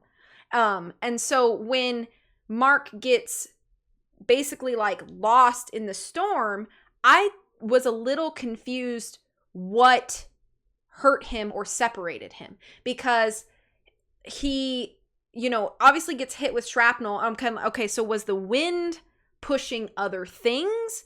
Because if the actual clods of rock or whatever it is that's swirling through the air that we're visually seeing, if that is what hurt him, then other members of the crew should at least be getting battered up, even if they don't get separated. But everybody's perfectly cool by the time they climb up. In fact, Kate Mara is hanging on like this with one hand to the ladder, and I'm like, if it's that bad, she needs to not like dangle from this tiny little ladder. Like it seems urgent enough that you would want to be away from it, but instead she's just kind of like looking around, like trying to see how much she can see. And I'm like, oh my gosh. So I think it was the visual and audio of this storm that, one, looked a little weird to me, but also it didn't seem urgent enough because of how it was like animated, I guess, for lack of a better term. Yeah. So maybe I'm just being really nitpicky, but it was an aesthetic note that I felt like hindered a little bit of that plot point right there. Again, maybe I'm just being picky. So really those are like my two like bad notes, with the footnote of like the sound mixing is a problem. Oh, and actually let me do one more sound note that I didn't love. So, I found it hard to recognize a lot of where they were using ambient noise, and like I felt like there should have been more ambient noise used. They use a lot of score, and I like the score. The score kind of fluctuates between like classical pieces to like these sort of spacey vibes without it being like corny spacey vibes, and I thought the score was great, but it almost felt like there were moments where it would have maybe been a better storytelling choice or even like emotional choice to maybe not have score there, but just more ambient noise. And it felt like there wasn't much. I don't get a lot of room noise. I would expect inside the hab is going to sound different than outside the hab. And I never noticed any difference in just like how the space of the room that we are currently in would sound. And so that was like a small issue for me as well, because echo is going to be different in and out of the hab. In the spaceship, that the echo is probably going to be different than it would be at NASA. Just like general room acoustics are going to be different, and I didn't hear really any difference. Everything was nice and like, with the exception of the storm, I felt like all the dialogue was nice and clean. But like sometimes like when you're talking to somebody in like a different space, your audio just to somebody in the same room with you is going to sound different depending on your acoustic space. And there is no difference in acoustic space. We've talked about in other projects or other things that we've talked about, you know, like how this room looks like it would echo, and they made sure that we heard that echo. Yeah, you heard the footsteps going through it. Right, and so there's not a lot of that in this. Now that you mention it, I didn't notice it before, but Mark's dialogue, even when he's using like the webcam, it's not a webcam, you know, GoPro cam. If he's talking to the camera in the hab, in the room with his plants, or in the rover, it all sounds the same. All the same. And there should be differences, especially in the rover. You'd think there'd be like a very mechanical or metallic kind of especially echo. Once he throws the radiation thing in there. Exactly. And there's nothing. And so it might just be oversight, and it might just be me being picky, because these are the things that I think about. But other good things. Some sound nerd is going to be like, actually, it's because you don't have stereo surround sound in your house. My and if bad. You did, then you would know. I'm just kidding. If that's you, please leave a comment. Yeah, because I want to read on your thoughts. Really, my only other note is I do enjoy the fact that there are Earth, space, like actual space, Earth, space, and Mars are like your three big locales. And there are color palettes that they stick to for all of those locales. And I really appreciated that. It makes a lot of sense. And I think it's a very nice aesthetic note. So on Mars, we have a lot of reds and oranges. Even within the hab, I don't know if you noticed, but like some of the lights were a little bit warmer. And there are like accent things here and there that are kind of reds and oranges, and it just feels very cohesive. And then in space, we have a lot of like neutrals and metallics. Neutrals and metallics are a lot of places. Even things like the like cups and stuff of the crew members they're very cohesive, all those sorts of things. And on Earth, we had a lot of blues and greens, and grays are used in NASA. And it makes sense when I think of NASA, I think of like the NASA logo, and it's like the navy blue and like white. And so there were a lot of those colors that were used a lot, even just in like costume pieces, and the color temperature of the lighting used matches kind of like what you would expect. The like mission control room or whatever it is, I don't know if that's the right term. That is what it is. But like those rooms are like, they feel very blue because of all the glow of the screens, and they nailed all of that. So I thought the lighting and coloration kind of hand in hand went together for this really nice sort of like palette change. That way your eye isn't getting like so bored and used to like one color scheme. By the time we cut to another of our parallel storylines or parallel characters, I was like, okay, now we're back to these colors. Well, and it helps orient you as a viewer. Right. Like, even if you don't necessarily know who these characters are, I know like, we're on Earth now. Yeah, exactly. So I thought that was a very nice note. But all of that, I gave it half credit, so 1 point out of 2. All right, so our next category is personal taste and preference. So, as always, we are only allowed 2 points for our personal taste. I am very sorry to our viewer that suggested this, if you're watching, which I'm hoping you are, because we picked your topic. Be. I gave this a 0 out of 2. I didn't hate it. It's just, I think this film is interesting and it's mildly entertaining, but it's just not for me. Like, it's just not. I'm really not a big space person. Like, I don't particularly care for Star Wars movies, space exploration, space battles, Battlestar Galactica, the Galaga game at the arcade. I don't even like play Space Invaders. Not even a big fan of that. I don't play any space video game. Like, I'm just not space does not appeal to me. I don't really care about it, which is going to hurt a lot of people's feelings. I'm sorry. And because this film just almost has no character depth, and I think it kind of has a lack of through line in the plot, because other than Mark surviving and his crew not knowing he's alive, like, what was the point? Like, why? Like, give me a reason why we're going to Mars. Like, there are tons of people working very, very diligently to put a man on Mars, and they all have reasons for it. And we don't get any of those reasons in this film. And I know they're out there because there are lots of people very passionate about space and space exploration. I just couldn't get on board with this movie. And I just, also the length of it. By the time we got into that third act, I was like, well, I think I've seen all I really need to see. I'm kind of satisfied. Oh, there's another 45 minutes to an hour of this movie. So I know this movie has a lot of hype. I think it was nominated for a lot of Oscars, and was trying to put towards like an Oscar, Oscar. I'm not going to say it was an Oscar bait film, but I know that there were a lot of people that really, really liked this movie. And I know that it has, a lot of accolades, but to me, it just didn't do it for me. And so I just give it a 0 out of 2. This is one of those movies that if I never saw it again, I'm okay. Like, but I have to say, like, I gave Twilight a 0, and or one of the Twilight movies a 0. But that was for different reasons. And that's because I genuinely did not enjoy the film. Right. Like, I did not have a good time. This film, I really did enjoy it. But, like, it's one of those movies that, because I think I would put it on, if I had a DVD shelf, this would go back on the shelf, and I probably would be like, I'm good. I don't need to see it again. And so for that reason, I felt like, since we only have 2, 2 points, I probably wouldn't just need to see it again. So I just want to have the disclaimer. I did not hate this film. It wasn't that I didn't enjoy it. It was just a movie that just wasn't for me. Okay. So that's why I gave it a 0 out of 2. Okay.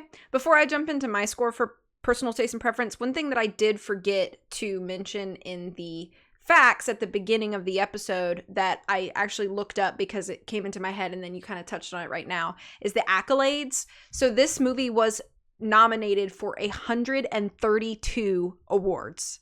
Wow. And it won 25 of them, which 25 wins is still a lot, but 132 nominations was just crazy to me. Were those like, they were not all Academy Awards. No. But was that I was trying to think of the word. Was that internationally as well? Yes. Mm-hmm. Like the British Film Awards, like the Hugos and stuff like that. Yes. Mm-hmm. Okay, so for me, for personal taste and preference, out of 2 points, I gave this half a point. My note is almost yours.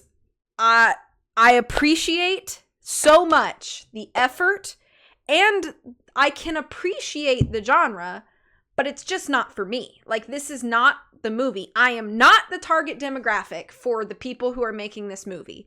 They are not out there going, okay, the person who's going to watch this film is this lady. Like, that's not me. I'm not the person that they're making this for, and that is okay, and I'm okay with that. I'm not upset by it. I'm not trying to force myself to like something that I don't. And I'm not saying I dislike it. Kind of like you, like, I had a good run, but I'm good, like, checking this off. I've seen it. I'm good. There are other movies that I think are fantastic movies, but I don't think I ever need to see them again. Like, I'm just good, and this is kind of where that falls for me. It's not anything negative to the movie or to the people who made it or the actors involved. I like quite many of them. It's just not for me. Like, that's just the best way I can sum it up. It's just not for me. And that's okay. That's okay. So half a point out of 2 for me. All right. Okay, so I might actually change my score for creativity. Okay. I don't know. I will read what I originally wrote. Okay. And then I will discuss what I'm thinking about changing. Okay. So I originally have given it a 0 out of 1 point for creativity. Because I feel like this movie is basically just Castaway in space if we got to see the rescue mission too. And I don't think this film does anything really new to the genre, to like space movies, to survival movies.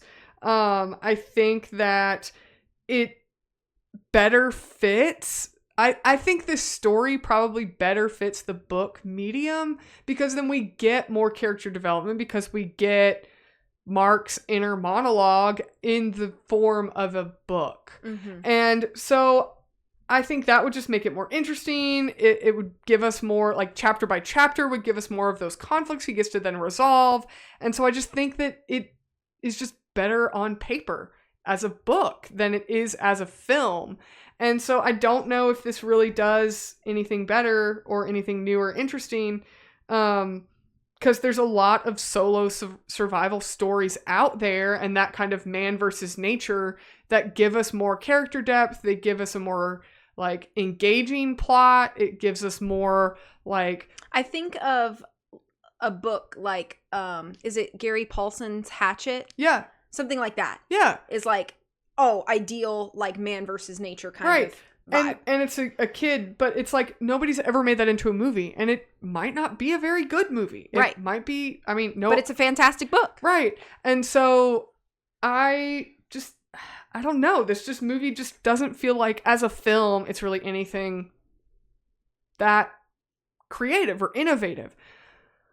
But I'm a little torn now because as we've been discussing this, I'm kind of thinking of actually giving it half a point because I think this film does what so many films try to do and fail in the way that they present scientific planning and astrophysics and aerodynamics and the complexities of kind of the behind the scenes of NASA and launching a space mission and making it digestible for a mainstream audience. Like you said, like I'm not a scientist, you're not a scientist, like space isn't even our thing, but I understood every part of what the NASA side of things, I understood everything they were saying. I followed it, it was easy to digest, I understood it, it made a lot of sense, and from scientific communities and people that are in that field, I mean, the fact that individuals have said it actually is really accurate. Like, there's a lot of accuracies and they get a lot of it right. It's not just fluff to throw at an made up science rules. Right. Yeah. And so I think for that, I mean, I can't think of another film off the top of my head that gives us accurate, like, mathematically inclined scientific information without being so in the weeds we have no idea what they're saying without watching it many times, or it's like so oversimplified you're like, well, that doesn't even make sense to me and I'm not a scientist, you know? So I don't know, I feel like the science part and the NASA side of things should get a point for creativity, even though I think Matt Damon's survival story isn't really anything new. So I think I've just talked myself out of my 0 and I have added half a point for creativity because that really is like half the film. Mm-hmm. So half a point out of 1. Okay. There you go, scientists. I'm going to correct it now. All right. So, I, for creativity out of 1 point, I am giving it 0 points. I didn't just sway you? And I don't disagree, but it's too much. And it is because I realized about halfway through the film, I've seen Matt Damon do this before. Oh, Actually, no. I've seen Matt Damon do this quite a few times before. So, here are all of the movies where Matt Damon is Left Behind or Stranded, Courage Under Fire, Saving Private Ryan, Titan AE, Syriana, Green Zone, Elysium, Interstellar, and The Martian. It's like he's got it's like his thing to like be left behind or stranded. And so I'm sitting there thinking, well, but what if they hadn't cast Matt Damon? Sure. Okay. Maybe not. But it was the reason you were going to give it 0 points until you talked yourself out of it. And it's the reason that I feel like it feels like the same thing. Like, it's not anything new and not to like dunk on Matt Damon. I think he's a fine actor. Mm-hmm. But he's doing a lot of the same movies over and over. And Elysium, Interstellar, and The Martian all came out 1 year after another. So, like, there weren't even breaks in that. I saw Interstellar once, and I honestly don't remember Matt Damon even being in it. He was. I mean, according to the internet, okay, he is. I've never seen Interstellar, so I don't know. Oh, but would be... Please don't suggest Interstellar. So... I have seen it. Okay. So, but that's why I was like, oh, man. And there weren't any other things about this movie that I felt like were so new or so innovative or so iconic to the point where I was like, I think it deserves more than that. I would say if we gave quarter points, I'd probably give it like a quarter point, but we just do halves or wholes. Yeah. And I didn't think that, in my opinion, it was creative enough to hit that half point mark. So. Gotcha. Hold on, I'm amending my creativity note. I'm saying, okay. But the silence is really, wow. I'm distracted, clearly. Sorry. I wrote, the science is really presented really well. It's really presented really well. So take that as you will. And it's easy to follow and digestible for a mainstream audience. Okay. Okay, so with that, what is your final score? So my final score for The Martian from 2015 is a 4 out of 10. Okay. And mine is also a 4 out of 10.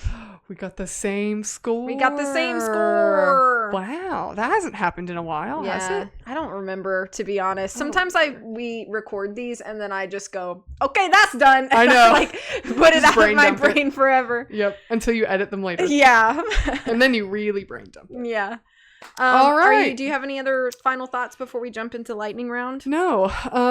Again, if you have something you'd like to suggest for us, please do so. And thank you for the suggestion. Yes. Like, we will give our honest opinion. We do not pander to our audience. So I'm sorry if we make you sad, but right. But the Twilight, you should have listened to the Twilight episodes and known that's just how we roll sometimes. That, if we don't like it, we're not going to lie to you. But I have a lot of respect for this film and people who like this film. Mm-hmm. As I do with it, I respect all people. But, yeah, it's just not my thing. So. Okay. All right. So question number 1, favorite character. Ugh. There aren't any in this movie. They're all cardboard cutouts. Probably the commander. Cause like I said, in that category, I think she just has she's the only one with an arc. Mm-hmm. So I would say her.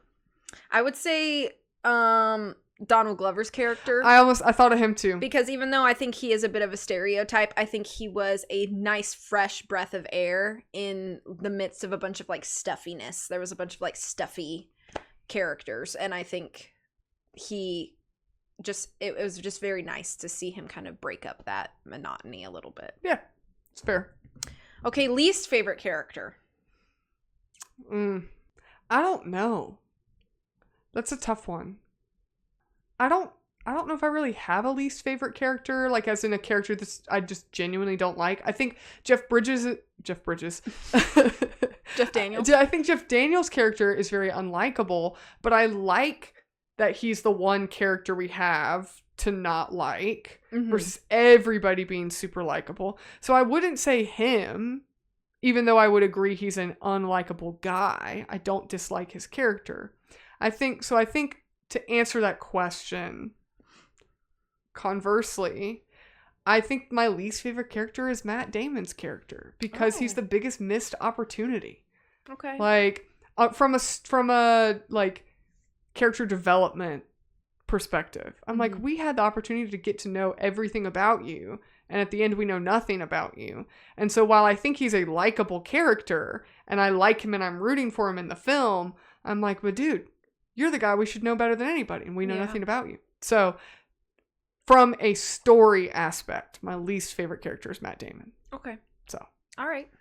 I would say my least favorite character is the guy whose name escapes me, but the only thing he did in the entire movie, he was in the Hermes crew, was make a bomb at the request of the commander at the very end. The chemist guy. That's literally the only thing he did. He didn't even contribute any like important dialogue that like pushed he was the one that told forward. the commander that Matt Damon was dead and that they needed to go. I guess. So he had 2 contributions to the entire film, and I just felt like they could have just like left him out and given those lines to somebody else. Yeah. So I just felt like he was the character that I think was the least contributive to the plot.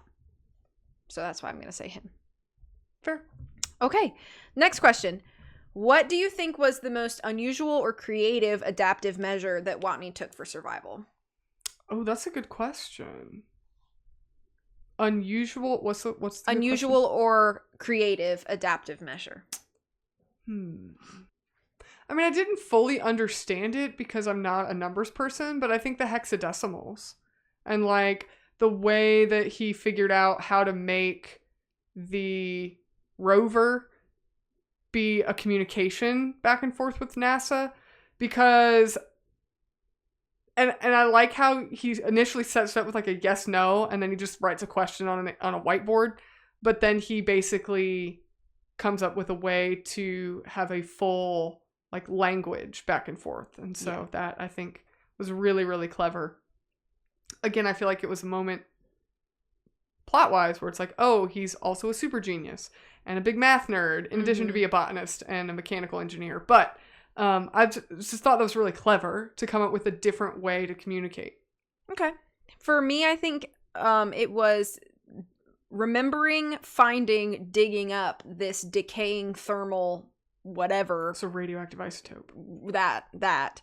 And using it as a space heater in a rover so that you don't have to use additional fuel power to move the rover forward. I thought that was really, really creative. Well, it was so that he wouldn't have to turn the heat on. That's what I mean. Yeah. Is so, he's comfortable but not using additional energy from the rover. To move forward. So I thought that was interesting. Yep. Okay. If you were stranded somewhere, but you could have 5 items of your choosing that do not deplete to sustain yourself, what are your 5 items?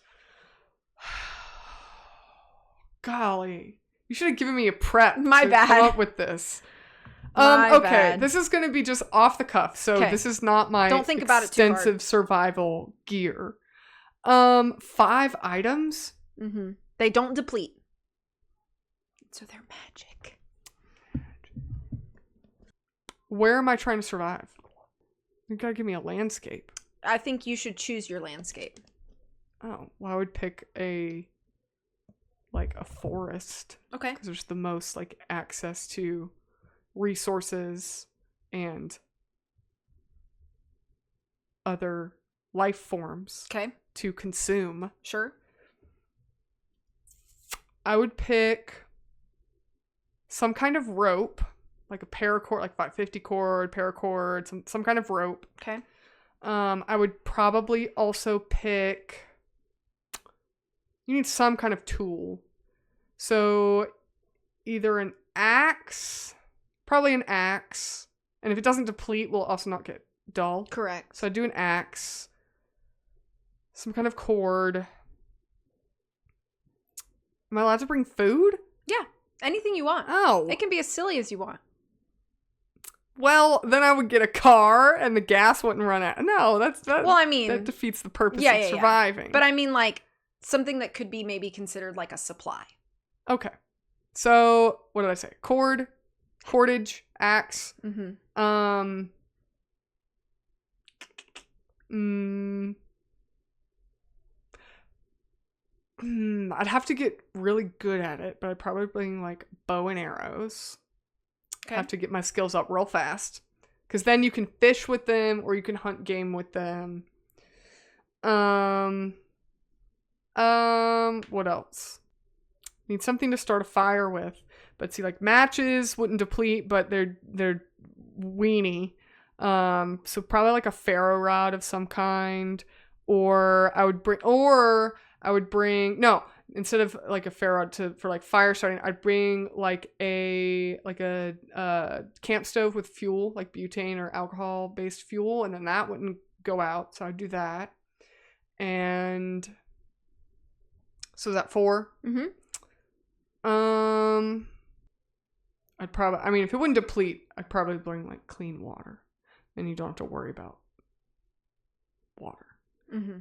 But if I couldn't bring water, then I'm thinking, this is off the cuff, so don't come at me. I think I would bring something like chapstick, because it has so many multi-uses, and you can use it for fire starter, and if you have like injuries or like, cuts and scrapes, you can put it on there, or you can use it if you for like skincare and things like that. So okay, those are my items. Okay. I would probably also pick something that was like wooded or forest, just for the shelter that it would provide. Mm-hmm. But I would still want something like a tent that couldn't get like harmed, so a tent, and then a water system. So what I mean is like something like purification system or something like that. Mm-hmm. Because if I was stranded somewhere but there was like fresh water supply, then I would just want something like a purification system. But if I wasn't near that, then something just having water would be great. And then I would want like seed. I don't really care what, but like some sort of like vegetable or starchy. How long are you going to survive here? How long are you staying? I don't know, but that's the point, is that I'm stranded. I don't know how long I'm going to survive. And then I would probably... Man, I'm not planting crops. What if it's like the dead of winter? It'd take you forever to get food. Maybe, but if I'm going to be there... I wasn't thinking we were surviving for like 10 years. And then I would want to do something... Homesteading. Like even if it's not necessarily like a fire, I would want some sort of heater or heat source, so that I could cook on it perhaps, but not necessarily have risk of like fire spread if it was like a very dry area. So something like that, maybe that had like an electrical start. You tricked me with this question. How? Because I'm thinking I've got like, all right, on a loan they only get 10 items and I gotta bring 10 items. The item, and you're like, I'd bring like maybe a wood burning stove with the wood that doesn't go out. I'm like, you said like a camp stove or something. Yeah, but I'm thinking like I gotta have like tiny little so that's what I'm thinking too, is like something small that I can be warmed with.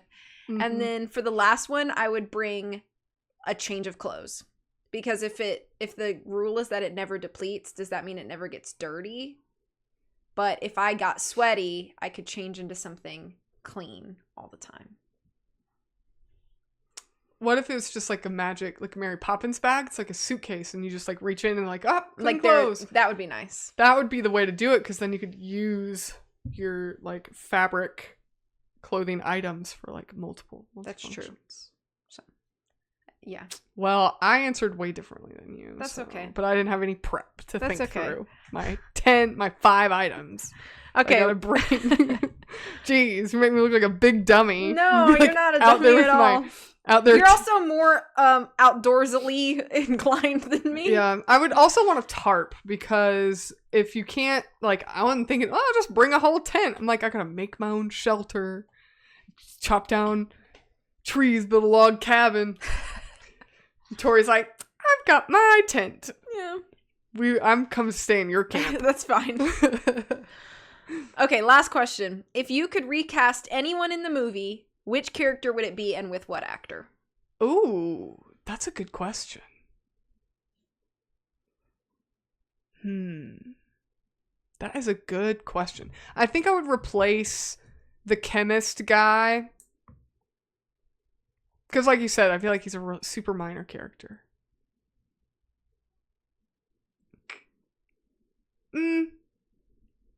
Yeah. I think I'd replace the chemist guy. Because he's super boring. With like... This would be so goofy. You'd replace him with somebody who's like not a chemist at all and like can't pull off a chemist. You'd replace him with like Dwayne "The Rock" Johnson. That'd be hilarious. That would be funny. Like your chemist is this huge dude. Make bombs. Yeah. That'd be funny. Yeah. That'd be funny. He's like, I'm a chemist. Like, yeah. Just super smart. Mm-hmm. Although I think you do have to meet like size requirements to be an astronaut, so it wouldn't be very believable. Mm-hmm. I was thinking about this question when I wrote it, and oh, sorry, were you done? I didn't mean to cut you off. No, go ahead. Okay.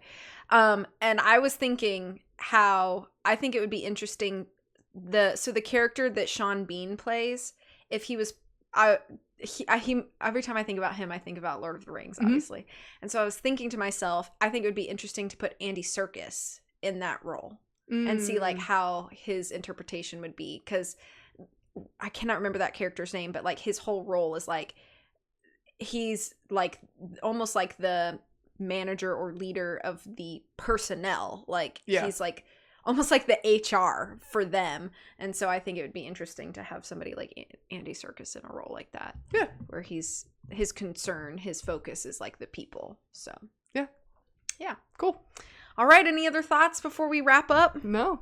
Okay. But I'm coming to survive in your camp because you got all the cool stuff and I'm just got my rope and my axe. It's okay. Here. Those are also helpful things. Yeah, well, I'll come chop your wood for you for your wood. I don't have any. Stove. I'm gonna have to catch fish with my bare hands or something. So. Oh, true.